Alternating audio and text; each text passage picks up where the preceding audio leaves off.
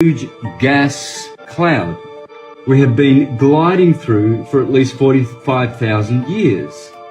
That's the implication of a multi-decade survey of interstellar and wind buffeting the solar system, which has revealed an unexpected change in the wind's direction. Wind in a vacuum, gas in a vacuum. Gas is matter. It is one of the four states of matter: plasma, gas, liquid, and solid. Water freezes and from liquid becomes a solid. Gas produces what's called deposition and becomes solid. Gas can be solid or liquid, depending on how it transitions into that state. So you can't have a vacuum and gas. This article, they're pointing over here. There's our sun, and the sun, it says, direction of sun's motion. And where is it pointing to? Well, it's pointing away from Sirius, directly away from Sirius, which is behind it. Therefore, we should be able to look at those stars, and we should be able to teach our generations of intelligent children to come, see those stars over there. That's where we're headed at Mach 870,000, which translates to 5,694 billion miles every year. Now, if we're travelling at 5 to 6 trillion miles every year, you'd think those stars over there where we're heading toward would get brighter, and those stars that we're going away from would get dimmer and eventually disappear. And yet Aries, Taurus, Gemini, Cancer, Leo, Virgo, Libra, Scorpio, Sagittarius, Capricorn, Aquarius, Pisces, in the same shape that they were as recorded by the Egyptians and the Mayans at least 500,000 years ago. Same shape, no distortion, no parallax. Every year, same old stars. Come March, there's Aries. Come April, there's Taurus. May, there's Gemini. Where are the random stars? It's a really boring show if you're a God believer. God, you're very disappointing. We're travelling at 870,000 mark, and there's nothing new to show us in the skies. Just those same stars, and Polaris is still there. We haven't gone past it. Keep going. Always in the same coordinates. Always. Sirius has always been 6 hours and 45 minutes right ascension of meridian and 19 degrees south declination since time immemorial. But Santo, they do take pictures of new stars. They're called nebulas. NASA shows us images all the time of new nebulas. Can you touch on that? You have to remember that those nebulas and explosions and new things in the skies that scientists show us, they are CGI images. They're not photos. Okay, so they're showing what they want you to believe. They're showing you that there's this infinite space and it's a vacuum, and yet it's got stars in it. So, yeah, well, we won't talk about that, will we? Why is there always fear about, oh, one day we're going to crash into some comet's going to come from nowhere, some meteorite, some meteor, something, space junk, you know, something scary. Probably because it doesn't exist. In Disneyland it does, but not in reality.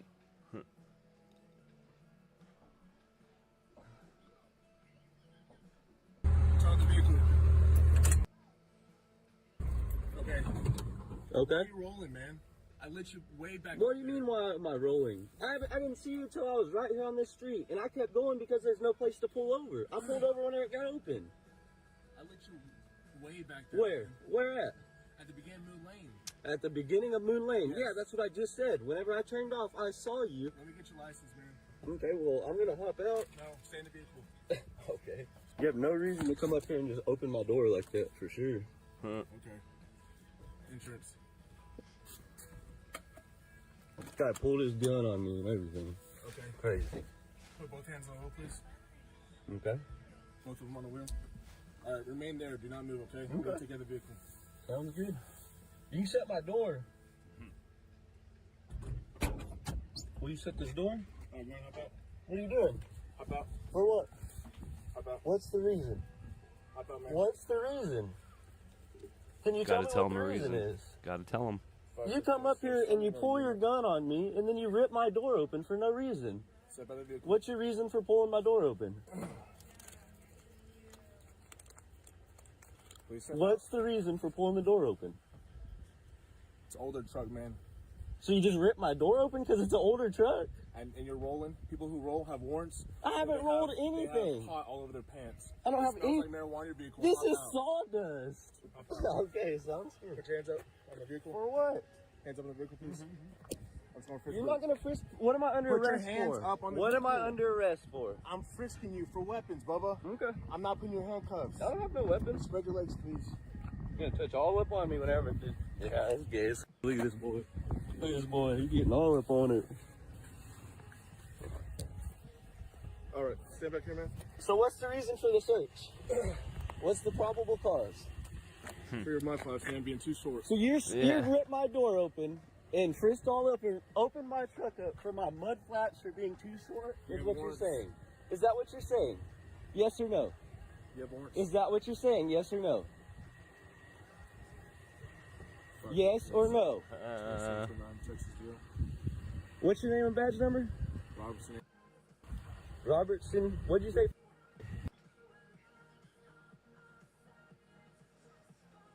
In the blind? You said. Yes, sir. So you pulled me over. What was the reason for the stop?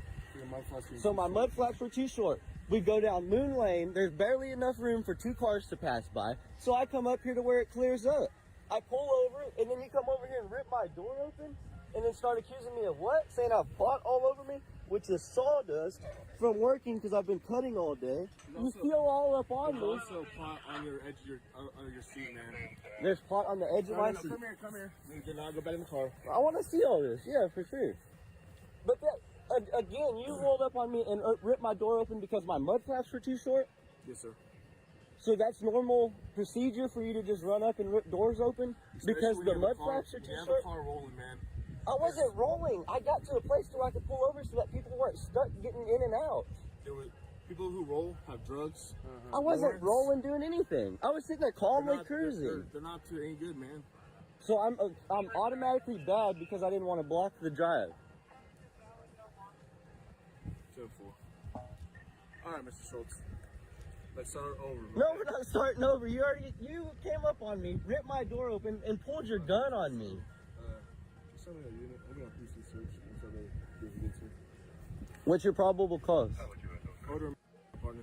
So you ripped the door open and there was odor before or after you ripped the door open? Because you ran up on me with your gun drawn and ripped the door open. Is what you did, yes or no? Yes. It's all been recorded. If you want to copy, You didn't start your body cam until after you ripped your door open. I watched you. You started it right when I handed you my license. Right. Yes or no? Yes or no? So what are we here for now? I'm gonna be on probable cause search. For what was your probable cause? Because my mud flaps were too short? Order. But there was no odor until after you ripped my door open or before? It doesn't matter. You were rolling the window down anyway. I didn't roll this window down. Not at all. I rolled that side down. See how it's down? This window's not up. He ran over here and ripped this door open and had his gun drawn on me. Is what Absolutely. happened. Absolutely. Right. Absolutely. So where's your probable cause at? Before or after you ripped the door open? I opened up the door and it was coming from the car. as What's well. up, everybody? What I don't part? know who's here, but hi. So it was coming from. So with the window up, there was odor of coming out. Absolutely. Is that what you're going with? Absolutely. Sounds good. It's gonna be an interesting one for sure. So, how much in the vehicle? I don't have any in there. I got sawdust in there, and evidently that's.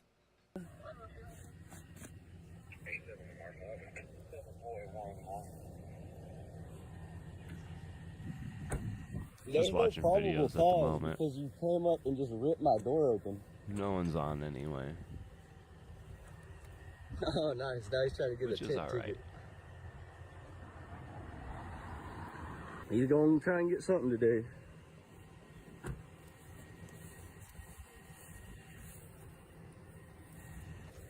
Just let him go, dude. No, I'm not answering any questions. You have my license. The basis for this traffic stop was alleged to be mud flaps being too short. Now, is that a thing?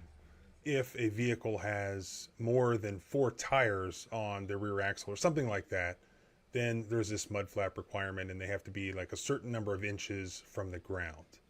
And here you can tell that this police officer had used that before as BS, pretextual justification to harass people, and that's what he's doing here. And then the officer, once he performed this stop, then he used their other favorite that police officers use across the country, and that is, well, I smell. And it's almost always a lie, like I guarantee you. And how absurd is it that still in 2024 the police officers are allowed to use that BS lie that they smell? Because what does that do? With just a regular traffic stop for, let's just say, mud flaps, that only entitles a police officer to hold you there for a reasonable amount of time to do the normal things that an officer would do for a equipment related traffic stop. So get the ID and the insurance and the registration and run a check on that and write a ticket, blah, blah, blah, blah. It does not allow them to come just automatically and open up the door, to get them out of the vehicle, to hold them at gunpoint, to put them in handcuffs, to search them, to frisk them, all that sort of stuff. Third, we see this officer, he uses everything in their usual bag of tricks.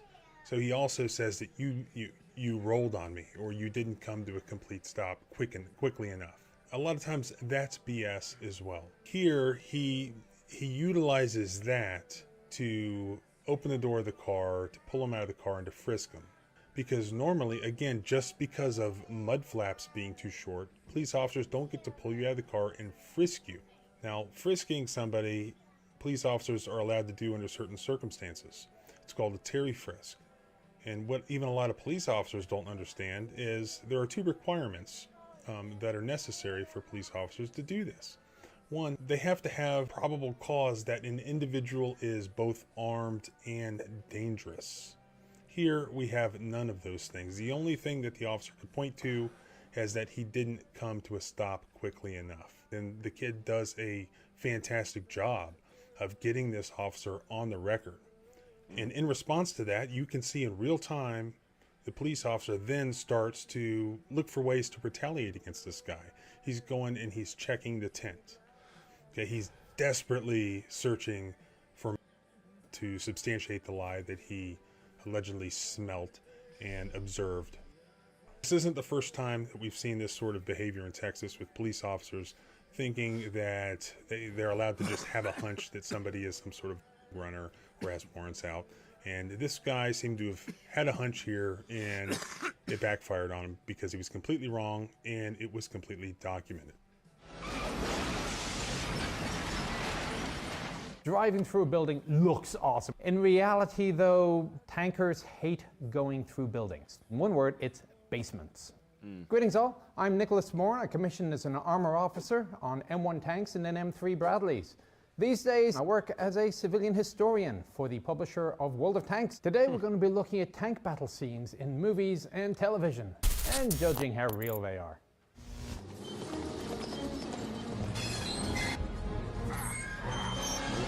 This is absolutely correct. There's gun crews on each side of the sponson. The tank is based off of a Mark 8 International, which was a very late World War I tank built by both the UK and US.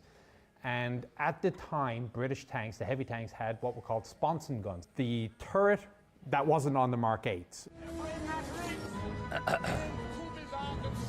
Shouting instructions to each other wouldn't happen. It's too loud. Yeah. In a Side A World War I tank, the entire middle of that tank was taken up by the engine. It was massive noise. What he's doing there, he's using hand signals. That's the only way to communicate inside a World War I tank. Firing a gun with anything in the barrel is bad. You run the risk of exactly what happened here. It's called petaling.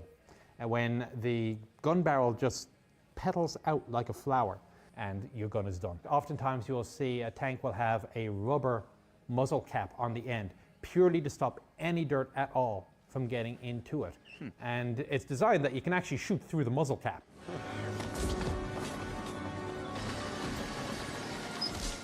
To my knowledge, on-tank fighting has never been trained in any army.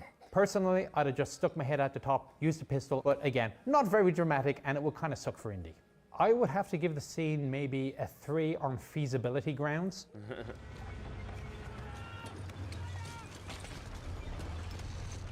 A tiger has appeared on the scene. A tiger had a mythical status in World War II. It had a reputation because it was very, very hard to kill, and because it had a heck of a gun. The 8.8 centimeter was lethal to basically everything. The problem was that it looks very much like a Panzer IV, which is a lot more common. In actuality, historians have found very few times on the Western Front that American soldiers ever actually met a tiger. But for the purposes of drama, a tiger is fine. This was pretty realistic. Drivers are absolutely blind inside their tanks, and they're utterly reliant on instructions from the commander. So that's how you would get up close to a tank, low, below the line of vision, below the level of depression that the guns can aim at you. We're going for the wheels. Because the Tiger was a breakthrough tank, it was heavily armored everywhere. And if you're infantry and you don't have high velocity cannons, your best bet is to disable the tank and get what's called a mobility kill, to immobilize the tank. Your two choices are going to be either the engine compartment or the running gear. And the only thing that these sticky bombs are going to have any particular effect on will be the running gear. So the sticky bomb, it was in the manual, but it is also almost a weapon of desperation. The military is supposed to give you tools for the job. Late World War II era, you're talking about the bazooka. Now the problem is that you only have so many rounds of bazooka ammunition, and a bazooka is only so effective against something as heavily armored as a Tiger. So you're in desperation mode to start with. So now we see one of the problems with a tank going on its own. A tank shouldn't go on its own for several reasons, but when you have infantry, an infestation, we might like to say as tankers, crawling on your tank, there's a process that's called scratching your friend's back. What you do is you get on the radio, you call your buddy with a machine gun, and he will machine gun your tank. Of course, the bullets aren't going to affect your tank, you're in a tank, but it will very much clean off or delouse the infantry that are crawling on your tank. And that's your example of delousing. So the 20mm anti-aircraft gun, like any anti-aircraft gun with a high rate of fire, you aim that thing horizontally and you will do a number on infantry.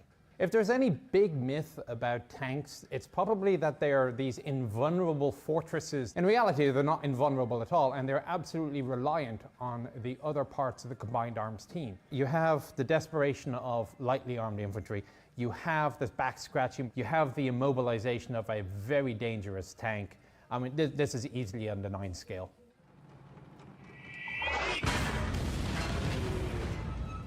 And that is absolutely accurate. The vast majority of tanks that were destroyed had no idea that the enemy was there. And again, this is why you always have to work in conjunction with infantry, because they have more eyes than you do. They have better vision than you do. But more often than not, the first indication that somebody is there is when you get shot at.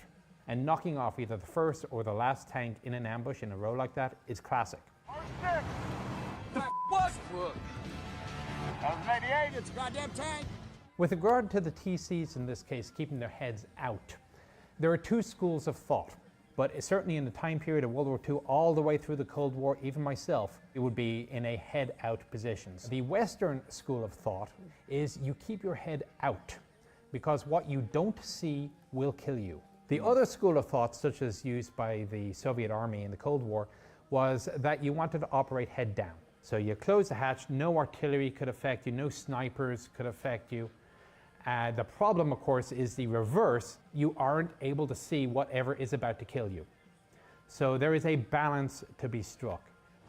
All right, all tanks, move forward. War Daddy has decided for some reason that he is going to charge the enemy tank. I'm not sure I would have done quite the same thing because that simplifies the problem for the enemy. And just give them 3 targets in a line. If you can have what's called a base of fire and then a maneuver element, then the enemy tank has a choice. He can engage the guy that's just sitting there pumping accurate shots at you, or the German tank can engage the flanking element who are coming around the side, and the 76mm gun on 2 of these tanks actually would destroy a Tiger.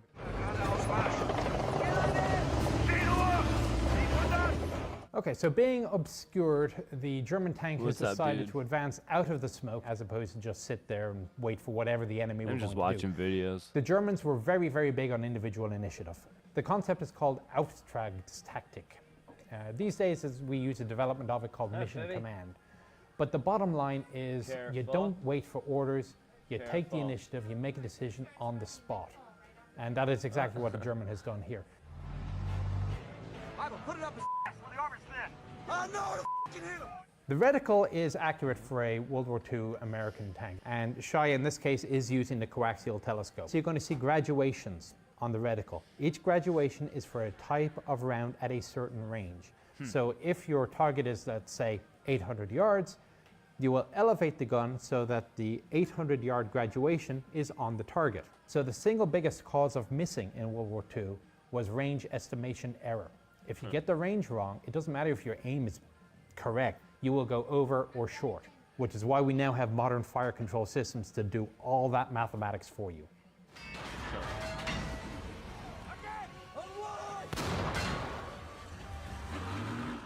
If you're in this sort of a knife fight, which I wouldn't recommend getting into in the first round, set the engine alight, but that doesn't necessarily say that the tank crew in the turret can't still get a shot off. You say you shoot at a tank until it burns or changes shape. So keep shooting until you know that the threat is gone. This scene is an easy 9. What Fury lacks in perhaps some of the technical accuracy, it more than makes up for in understanding the experience of being a tank crewman.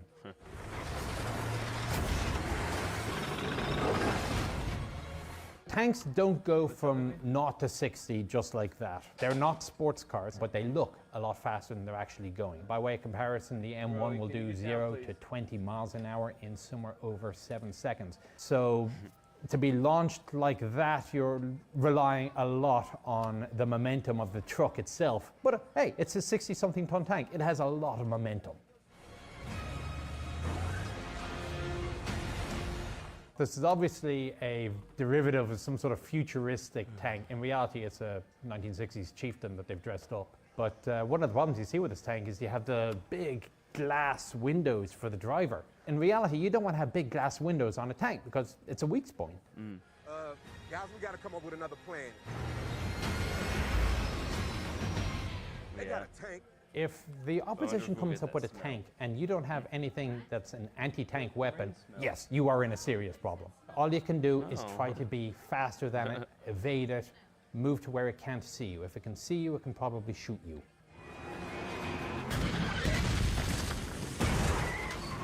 The tank is not going to slow down because of the massive recoil of the gun. Modern tanks have what is called stabilization. And what it's designed to do is to keep the gun on target. So with this in mind, tanks are now very capable of firing on the move. My initial thought is to give it something like a 3. Because yes, tanks are scary, tanks will run over anything that they come across, but the general concept of this high-speed chase is just not there.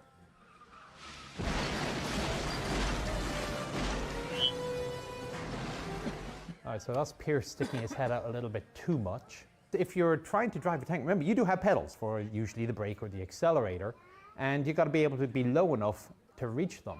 So a tank driver seat has 2 positions, up or down. So head out when you're not in combat, when nobody's shooting at you, you can see a lot better, because when you're driving head down with the hatch closed through a little periscope, it's very easy to miss things and you run over people that you don't want to run over. The very, very latest tanks do have cameras rotated around, but oftentimes they don't.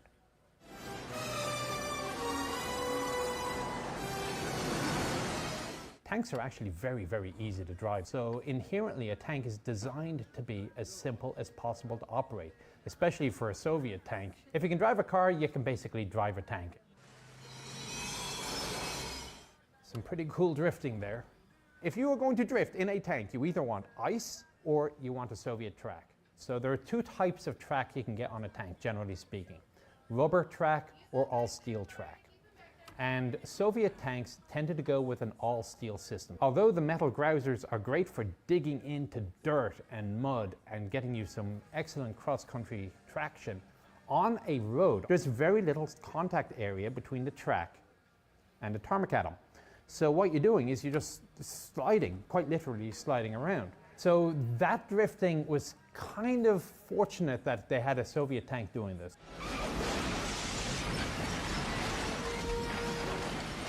So a tank driving through a building looks awesome. In reality though, tankers hate going through buildings. If there's any one reason that tankers hate going through buildings, in one word, it's basements. Because if you think about it, your typical house structure is not designed to hold the weight of a 40-something ton vehicle above a basement. And oftentimes, there is no indication before you drive through the building whether or not there is a basement under you or solid ground. In this case, it would appear that he has gotten lucky. I would probably put it down more on the 5 area.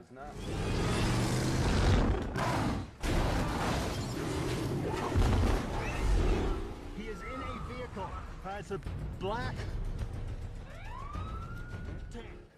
The definition of what is a tank is somewhat debated. The traditional definition often revolves around the physical characteristics. It's going to have tracks, it's going to have a gun, it's going to have a turret, and it's going to have armor.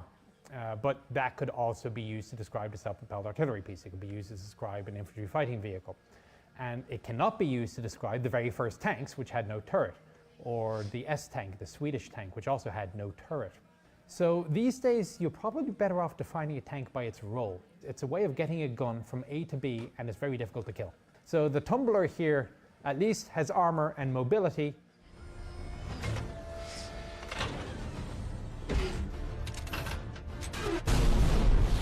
Oh, it does have a gun, okay. I see absolutely no practical reason why he needs to move to a new driver's position in order to operate this feature of the vehicle. Having the room inside this vehicle to move from one position to an entirely new position, it's bad design. Because you want to have that empty space needs to be protected by armor. That larger amount of armor weighs more. And that gives you flotation problems, emphasizing the problem you have now on a wheeled vehicle, this extra weight coming down on a set of wheels. Wheeled vehicles don't have the advantage of the tracks. You spread the weight of a 60-odd ton tank onto a piece of dirt or mud that it doesn't sink into it. Fury got a 9 out of 10, which we do have an impression perhaps as to just how light this vehicle is, because he is now driving on a roof. Roofs are not usually designed to hold armored vehicles on top of them, which also means that all this vehicle will do is stop perhaps a machine gun rounds, and it's not going to stop a rocket-propelled grenade or an anti-tank round. As for the vehicle itself, I don't think that there is any actual equivalent in military service around the world. The closest might be for something like a reconnaissance vehicle. So there's a vehicle called the Fennec, and that is in appearance very similar. It's sort of an angled 4x4, and it's designed to be fairly fast, fairly low profile, to sneak around the battlefield and do reconnaissance. For what it is, I'll give it a 7. It's the truth. I just watch random shit. I like knowledge. The tanks that they're using are also very good viz mods, a visual modification. What we have here is an earlier version of today's American tank, the M1 Abrams, and it's basically the version that I was on when I was in Iraq. For a moment, I was in disbelief that they had used actual M1s, because the M1 has a jet engine. It has an extremely distinctive sound. And in this movie, you hear the engine starting, and the sound designers put in the turbine engine. Nice. And that was enough pause that you realize, who else is in here? Are if you could, they please go Abrams? follow. What they've done is there you they've go. taken British Centurions, they've made it into finger an cam M1. now. So real tanks don't drive that close. You're going to have 100 or 200 yards in between tanks, because if you're that close, you make yourself a perfect target for artillery or aircraft or anything else with a blast radius. Why give the enemy an easy shot? The idea of this battle happening at night is absolutely in line with American doctrine of the time. Set in the 1991 Gulf War, commonly known as Desert Storm, the US in particular owned the night. With modern night vision gear, it cannot be understated the advantage that these pieces of equipment would give over their enemy who could not see or fight at night. The most famous of the 91 battles like this was called 73 Easting. A swarm of tanks coming at you, firing on the move at night. You can't see them. All you know is that there's explosions and your own tanks are blowing up. And it was absolute. I can't believe I had it laying around. It actually just it worked, just connecting USB to it. US Armor branch history ever since. Good job, baby. So what he's holding there is, I believe it's a PPS-7. It's an earlier version of an image intensifier that we use Gotta even pump today. those kids On up. these earlier M1 tanks, the commander's handheld vision is not as good as the thermal imager. Right, baby. Hold on, son. They got no range. The commander has dropped down. He's now looking through what's called the gunner's primary sight extension. And this allows him to Yeah, see go share the exactly link. what the gunner is looking at. Of my Calm Twitch. down, son. Find me another target to tell him. Unless you're like me and have no action. So the coordination in here is perfectly reasonable. The crew of the M1 is the driver, loader, gunner, and commander. The commander confirms the target. He gives the fire command. The loader loads the round, arms the gun, yells up. He keeps back out of the way because he doesn't want to get hit by that 120 as it comes back to him. It's absolutely reasonable that there would have been personnel outside of the hatches shooting machine guns if they had to get that close. Now, ordinarily, you wouldn't want to get that close. You'd actually stop and you will let the infantry that you were supposed to be operating with the last 100 yards while the tanks provide the overwatching support. Boom. I heard you. What? Oh my God. You just let a boy like it. So he has just Oh, fired no. and engaged a friendly tank. It's called in Army speak a blue on blue. Now, friendly fire has been a problem since day one of ranged combat. The problem Got me, I that have you no had friends. with the M1, especially with the early thermal imagers, was that it was much Well, better what do you at think I'm trying to spotting change that, targets Bubba? than it was at That's what identifying I'm all them. about. And at a long range, or if surrounded by fire, such as it is here, you didn't always know for sure Especially what it in the was that you were gaming world, engaging. I lost And the all other that. problem is that friendly fire has become a lot more of a thing because recent combat has been so lopsided that if the enemy kills one of your guys, you know it. They will have to live with the effects of they have just killed their friends, which is exactly the premise of the movie here. So I'd have to give him a 9. Overall, the tank battle scene and Courage Under Fire are excellent. Let's go. All right, move on. Every tanker I know wants to be oddball, secretly, and I'm guilty of that too. We tried hooking up a loudspeaker to our tank once to play music. It didn't work out, unfortunately. Fire! Okay, so Oddball has fired a paint round. Such things do not exist, but Oddball is Oddball. What he has done, though, given the situation that Kelly and Oddball were in, that's pretty much how I'd do it. If you're going to shoot at a tiger, the rear is the place you're going to do it. Right here. If I was the German tanker, I probably would not have gone down this road in the first place. Tanks rule in open area like deserts. I'm okay in with urban both of those. areas and in dense Send them over forests. anyway. Infantry rule.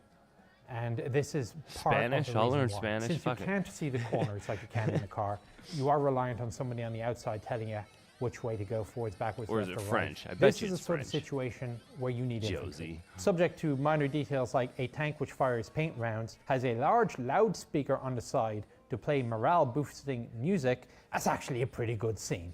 So I'd give that maybe an 8. Another mandatory movie for tankers. My favorite tank movie? Well, very, So very how old difficult are you because it's a anyway? three-way fight. 2 of them we've seen here, Fury and Kelly's Heroes. The third one that I'd call out is The Beast, which is from the 1980s. Oh, what did I just do? Oh, I ruined it, bud. And you're walking around, I'm sure, with one hot in the chamber, right? Yeah, okay. So what's the difference? If you get your authority from the Portuguese, people, yes. why is it that the people love can't carry Portuguese. loaded guns?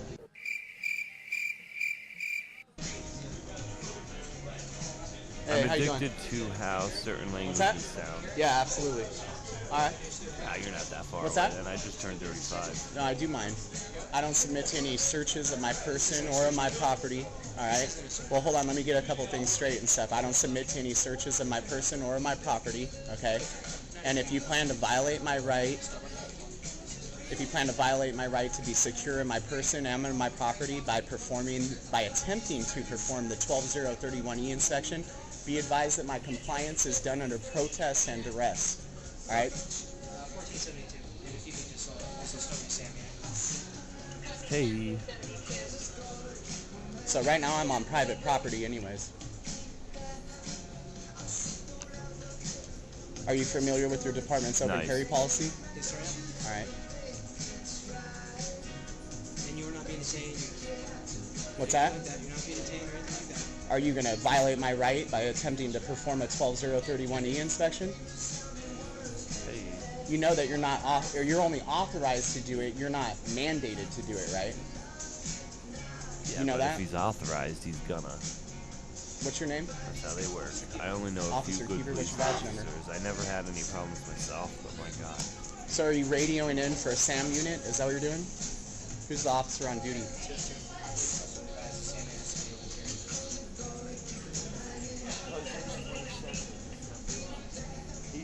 You're the youngin' of the group, I think. Everybody else is older. I feel like a middle child now. What is your name, sir? You guys are on. Good day, Officer Ladd, Officer Keeper. You've talked to me outside of work? I've never talked to you. No, what I said is you've talked to me during a service-based call. Like I called for service. This was years ago. I just recognized your name.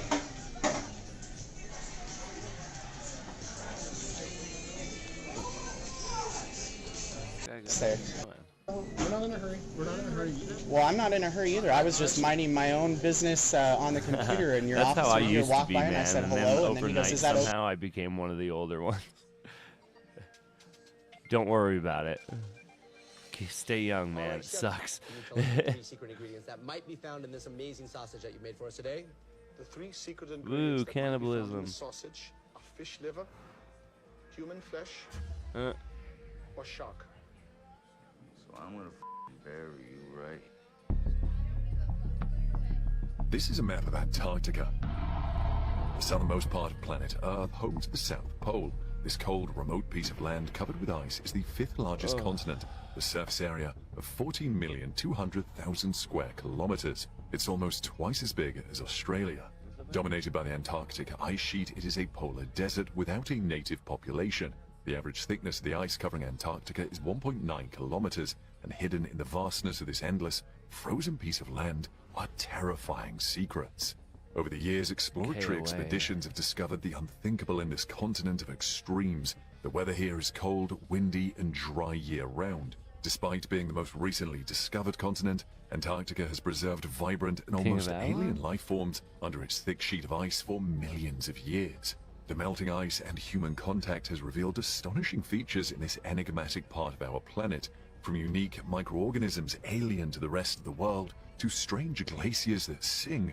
All sorts of unsettling things have been discovered in Antarctica, and today we'll introduce you to some of the scariest and most formidable things humanity has found in the Antarctic ice, so make sure you watch till the end. 1. A world hidden 1,600 feet below the surface. Deep below the icy sheet of Antarctica is an extraordinary ecosystem that escaped the radar for too long. The thought of life existing 1,600 feet under the ice is just unfathomable, but like many other instances, Antarctica has left us all awestruck. This hidden world, tucked away in a dark, jagged cavern, was recently discovered by researchers. The subterranean habitat is home to swarms of tiny shrimp-like creatures. It is located beneath the Larsen Ice Shelf, an enormous sheet of floating ice connected to the eastern coast of the Antarctic Peninsula. Near the junction of this massive ice shelf and land was an unusual groove. Researchers noticed this groove in satellite photos and realized that it was a subsurface river. With the help of a powerful hot water hose, they drilled about 500 feet below the surface of the ice and finally reached the chamber hiding under the ground. A camera was sent down the tunnel to see what was inside, and to their surprise, thousands of tiny blurry flecks in the water made it impossible to clearly observe the surroundings. At first, the team thought their equipment was malfunctioning, but soon they realized that it wasn't the hardware, it was nature. The lens of their camera was swarmed by incredibly small crustaceans called amphipods. The researchers were not prepared for this even in their wildest imaginations. They hadn't considered the possibility of finding life this far below the surface. A physical oceanographer at the National Institute of Water and Atmospheric Research, Auckland, stated that the presence of these animals swimming around 1,600 feet below the surface clearly indicates that a remarkable ecosystem process is underway. According to him, the entire team was overjoyed by this breakthrough. Experts have suspected the presence of a huge network of rivers, estuaries and lakes under Antarctica, but studying the features of this continent isn't an easy job. The team explained that the cavern did not look anything like they had predicted. The roof of the chamber was uneven with many steep undulations. Nice. They also realized that the underground water column was split into 5 distinct layers, with water in each layer flowing in a different direction. Fortunately, the team reached the buried river only a few days before the eruption of the Hunga Tonga Hungahapai volcano. The sensors they had placed on the ice surface here recorded pressure waves from this explosion moving through the hidden cavern. The fact that a volcano eruption that occurred thousands of kilometers away affected an underground chamber buried 1,600 feet below the ice in Antarctica is just mind-boggling. This means that almost everything on our planet is connected in one way or another. Number 2, the Singing Glacier. Imagine the surprise of researchers who had set out to observe the ice shift in Antarctica and instead found it singing. It's not a joke. The massive Antarctic ice shelf, named Ross Ice Shelf, is alive with the sound of music.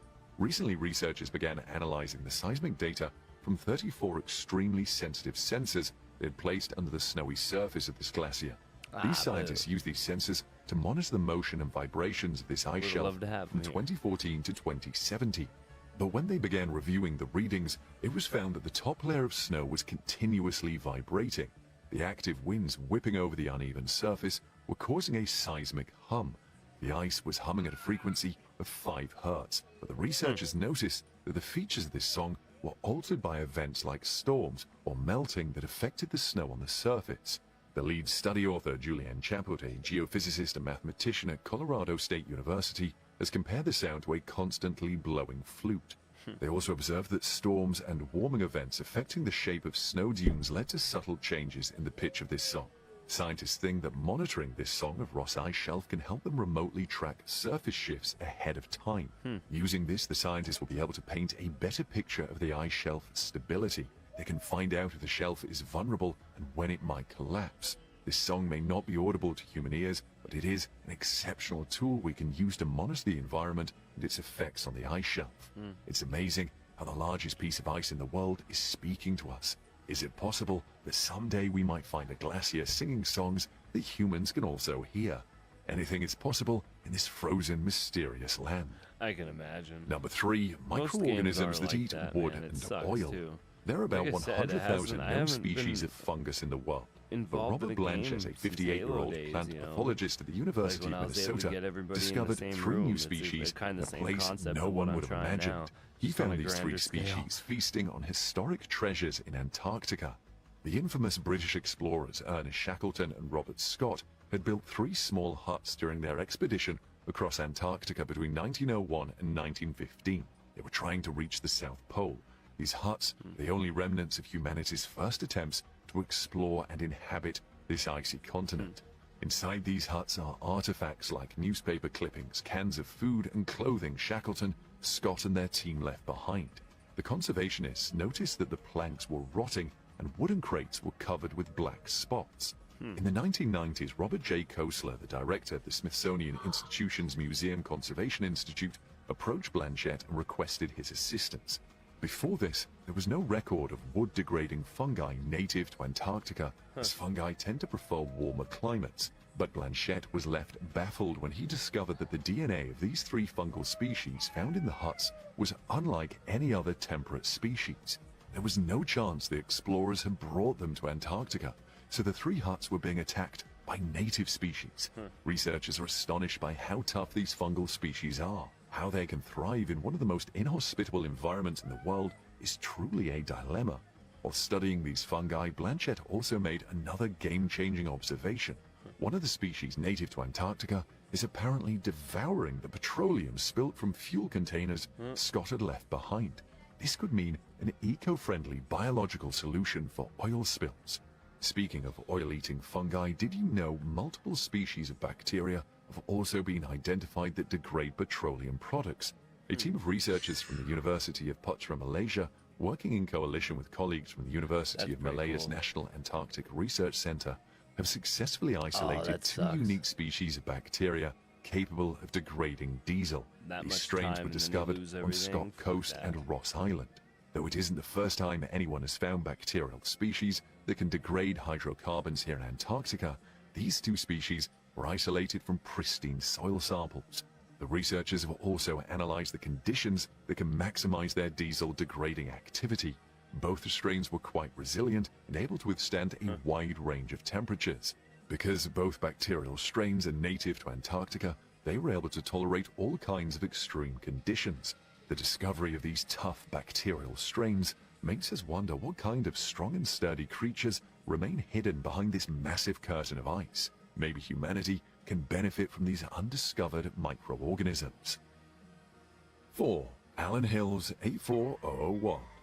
Allen Hills 84001 is the name given to a fragment of a Martian meteorite found in a place called Allen Hills, Antarctica. A team of American meteorite hunters from the ANSMET project discovered this meteorite on December 27, 1984. Weighing at 1.93 kilograms, this meteorite originally belongs to the Shergotite-Narclite-Chassignite group that originally came from Mars. The color of the Antarctic terrain makes it easy to spot things that seemingly don't belong here. That's why it's a prime location for meteor hunters looking for rocks that have fallen from outer space. Researchers from the ANSMET team visit Antarctica annually, and so far they've found some incredible rocks. Allen Hills 84001 is one such rock. ALH 84001 was found by Roberta Score, a lab manager of the Antarctic Meteorite Laboratory at the Johnson Space Center on the Allen Hills far western icefield. Experts believe it's one of the oldest meteorites originating from Mars, and according to them, it's crystallized from molten Martian rock around 4.091 billion years ago. The chemical analysis of this rock provides evidence that during the time of its origin, liquid water was present on the surface of Mars. In September 2005, an analysis of the origin of ALH 84001 was shared using the data obtained from Mars Global Surveyor and the 2001 Mars Odyssey spacecraft. This data indicated that Eos Chasma in the Valley Marineris appears to be the source of this meteorite. Scientists believe that this piece of rock was blasted away from the surface of Mars by the impact of a meteor that hit around 17 million years ago. According to radiometric dating techniques, it was found that ALH 84001 reached planet Earth about 13,000 years ago. This rock from Mars has garnered more attention than any other meteorite, having potential biological markings because it's the only meteorite that came from wet Mars. In the year 1996, a group of scientists claimed that they had found evidence in this meteorite indicating that preserved inside this rock were fossils of Martian bacteria. This announcement of potential extraterrestrial life stirred up a heated debate, with many jumping to conclusions that this was true evidence. However, this controversial theory was soon rejected by most of the scientific community. There may not have been Martian life in this meteorite, but it set the precedent for many upcoming breakthroughs in the developing field of astrobiology. And just because this meteorite didn't carry fossilized Martian bacteria, it doesn't mean there aren't more out there that are hiding the alien microorganisms in their core. 5. Blood Falls. This bleeding waterfall pouring from the Taylor Glacier of Antarctica's McMurdo Dry Valley might just be the most intriguing discovery made in this part of the world. It was first spotted in 1911 by Griffith Taylor, an Australian geologist who was also the first one to explore this valley. This deep crimson liquid emerging from the mouth of the Taylor Glacier has stained the ice surrounding it. Initially, scientists attributed the blood-like color of this waterfall to red algae, but later they found out that something else was behind this sinister outpour of blood in the middle of nowhere. Researchers have recently announced that they have figured out the real reason behind the red color of this waterfall. They used radio echo sounding to look at the features lying beneath the glacier. This helped them locate the source of this supersaturated red river. It turns out it takes 1.5 million years to travel through the glacier and sporadically emerge from the tiny fissures in the ice. So what is the source of this water? It's a brine lake full of iron-rich hypersaline water lying under the rock. The size of this subglacial pool is still a mystery, but on the top, it's covered by 400 meters of ice. The water is pushed out from the lake under high pressure, and it comes in contact with oxygen close to the surface. The iron in this water gets oxidized by the atmospheric oxygen and turns red. This extraordinary waterfall offers scientists a way to study the subsurface microbial life in the region without having to drill deep into the polar ice cap. McCuckey et al. Explained that this pool was sealed off around 1.5 to 2 million years ago and can be considered a sort of time capsule. It isolated the ancient native microbial population for a very long time, which allowed these organisms to evolve independently. This explains how these microorganisms managed to survive in extreme environments when the Earth was completely frozen. It's only fair to assume many lakes like this one exist under the frozen surface of Antarctica and are home to microorganisms we have no clue about. 6. Weddell Polinia. This eerie hole, the size of Ireland, was first spotted in 1974 near the Antarctic ice. The hole eventually closed 2 years later in 1976. It is called the Weddell Polinia, and to the surprise of scientists around the world, this hole opened again after remaining closed for 40 years. The strange behavior of this hole in the Antarctic has baffled the scientific community. They are still unable to explain this odd phenomenon. According to Kent Moore, a physicist from the University of Toronto, this remarkable hole is located hundreds of kilometers from the ice edge, and nobody would have discovered this anomaly if it weren't for the satellite images. It literally looks like someone punched a hole in the ice. After remaining closed for 4 decades, the hole briefly opened up in 2016, and pretty soon it was gone again. The Weddell Polinia is around 31,000 square miles at its peak. That's twice the size of the Netherlands. While scientists don't know much about what is causing this strange hole to open and close, they are hoping to use it to learn more about climate change. A study led by research scientist Diana Francis from NYU Abu Dhabi has unraveled the mystery of another Polinia. This one is called the Maud Rise Polinia, which was discovered in September 2017 in the center of an ice pack in the Lazarev Sea of Antarctica. Their satellite observations and reanalysis data show that cyclones carrying aggressively strong winds over the ice pack force the ice to shift in opposite directions. This was what led to the opening of this 9,500 square kilometers large Polinia. Before 2017, the only known Polinia was the Weddell Polinia that was caught on satellite in the 1970s. According to Francis, these Polinias are capable of impacting the climate, and more of these will appear due to global warming. The occurrence of these holes is as scary as it is intriguing. Just imagine how massive holes appearing throughout the surface of an entire continent will impact the balance of our natural system. Not to mention, enormous holes just closing and opening at their own will are just scary. 7. See-through fish. Scientists have discovered multiple species of microbes, crustaceans, and strange alien-looking fish in the buried water bodies of Antarctica. It took years to drill through the Ross Ice Shelf and reach these life forms, and only a decade ago, we thought nothing could survive underneath these massive ice sheets of Antarctica. The newly discovered creatures include many fish species having relatively bigger eyes. This may be because these animals have to live and navigate in darkness. Some of these fish were orange, some were black, but the most striking and largest among these was see-through. You heard it right. Explorers have actually discovered a species of fish having completely translucent skin. All the internal organs of this animal are visible through its skin. To say the least, biologists were left awestruck by this discovery. This is the first glimpse of life beneath the ice on the frozen, most difficult terrain in the world that was previously considered a useless chunk of ice and remained ignored by humanity. The Willans Ice Stream Subglacial Access Research Drilling Project deserves the credit for this discovery. This project is an interdisciplinary collaboration of more than 40 scientists. They used a hot water drill to pierce through 740 meters of ice. Once the hole was drilled, they lowered a remote-controlled submersible to get a visual. These robots send them images and videos of life below the shelf.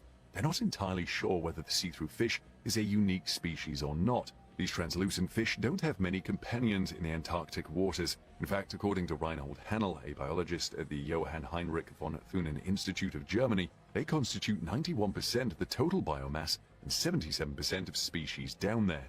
The pressure and movement created by the ice sheets, paired with the geothermal heat, provide these fish with water that's perpetually -2 degrees Celsius.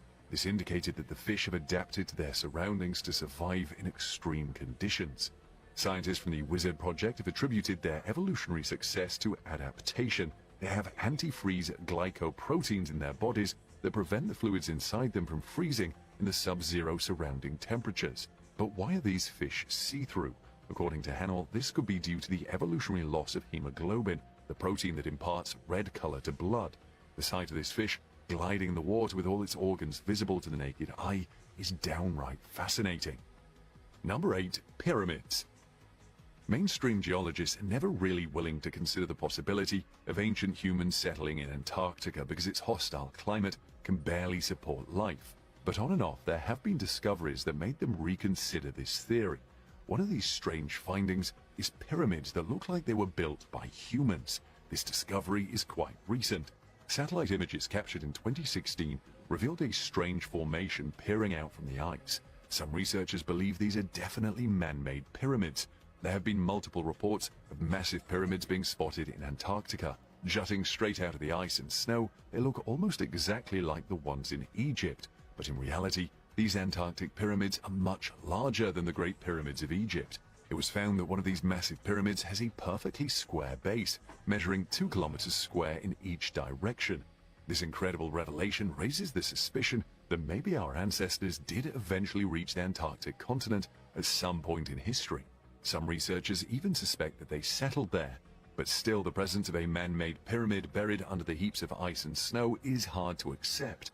How was such an enormous structure built on the Antarctic ice? When was it built, and who made it? According to